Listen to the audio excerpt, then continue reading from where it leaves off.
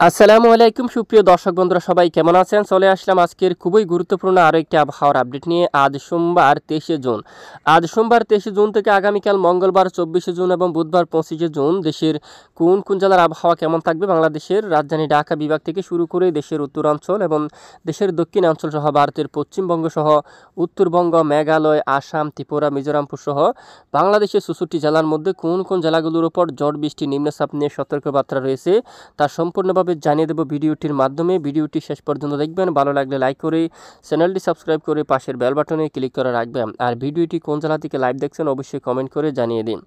আজ সোমবার 23শে জুন পাহাড়ি অঞ্চলে রাজস্থলী, বিলাইচুরি, রঙ্গাচুরি, রাঙ্গামাটি, হাটহাজারি, লংগদু দেখুন দেশের চট্টগ্রাম বিভাগের পূর্ব দিকের বেশ কিছু এলাকায় বিক্ষিপ্ত বজ্রসহ বৃষ্টিপাতের সম্ভাবনা থাকবে এবং আজ রাতে খুলনা বিভাগের উত্তরাঞ্চল থেকে শুরু করে এখানে মেহেরপুর, রাজশাহী বা এর আশেপাশে অঞ্চল জুড়ে, তারপর সিংড়া, তারপর এখানে মহদেবপুর, রাজশাহী, এখানে অনেক এলাকায় বিক্ষিপ্ত বজ্রসহ বৃষ্টিপাতের সম্ভাবনা রয়েছে।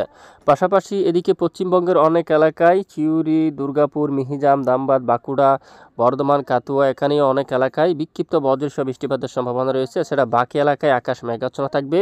আগামীকাল মঙ্গলবার 24শে জুন নতুন করে উত্তরবঙ্গের বেশ কিছু এলাকায় ভারী বৃষ্টিপাতের চরম সতর্কতা দিয়েছে আবহাওয়ার ইউরোপিয়ান মডেল।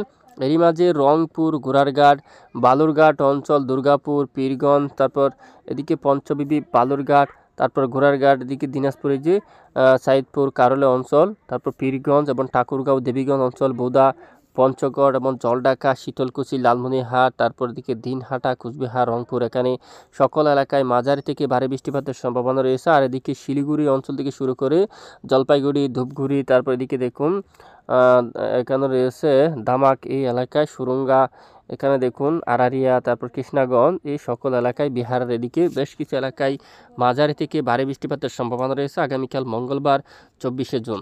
আর আগামীকাল মঙ্গলবার 24শে জুন আরও কিছুটা বৃষ্টিপাতের সম্ভাবনা রয়েছে দক্ষিণ উপকূলীয় অঞ্চল, টেকনাফ বা মায়ানমার অঞ্চল দিয়ে। মায়ানমারের অনেক এলাকায় এখানে বৃষ্টিপাতের সম্ভাবনা থাকবে।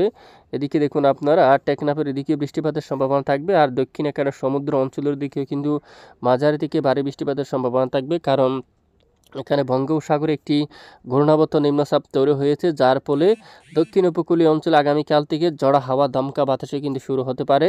সঙ্গে উপকূলীয় অঞ্চলে কিছুটা বজ্রসহ বৃষ্টিপাত হওয়ার সম্ভাবনা থাকবে।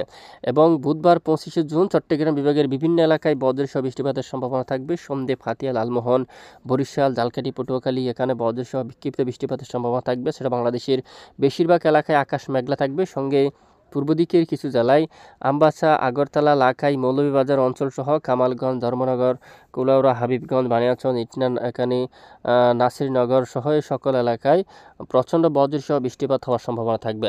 তো দেখুন, এ হচ্ছে মূলত বৃষ্টিপাতের পূর্বাভাস। প্রতিদিন নিয়মিত আবহাওয়ার গুরুত্বপূর্ণ আপডেট পেতে আমাদের সঙ্গে থাকবেন। আর এতক্ষণ আমাদের সাথে থাকার জন্য অসংখ্য ধন্যবাদ।